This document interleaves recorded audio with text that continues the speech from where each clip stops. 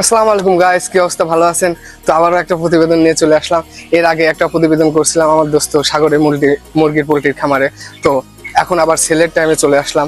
তো এই অল্প সময়ের 38 দিনের ভিতরে ও একটা ভালো একটা কে চলে আসছে। তো 1 কেজি প্লাস নিয়ে চলে আসছে। তো আমাদের মুরগিটা একটু দেখাও।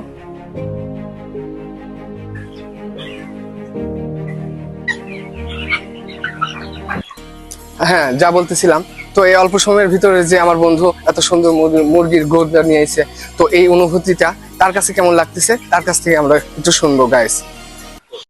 এখানে প্রায় 5,500 মুরগি আছে, মর্টালিটি 78টা এবং 165 বস্তা খাবারে আপনার ওজন প্রায় গড় 1 কেজি চলে আসছে।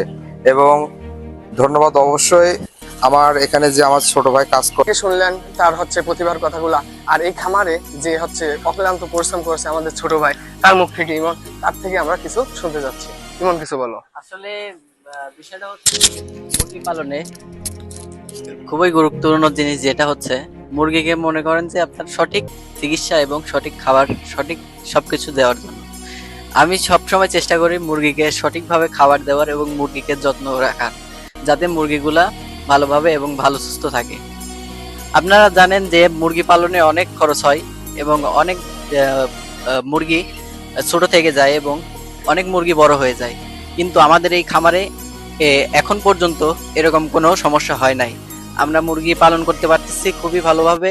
এখান থেকে মাস গেলে আমাদের অনেক প্রফিট আসে। যেটাই করব অবশ্যই ভাবনা চিন্তা করে সঠিক গাইডলাইন নিয়ে আমরা কাজ করব।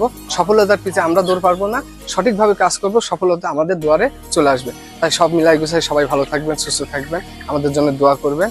আর যুব উন্নয়নকে জানাই যথেষ্ট ধন্যবাদ, সম্মান, শ্রদ্ধা। আসসালামু আলাইকুম, আল্লাহ হাফেজ।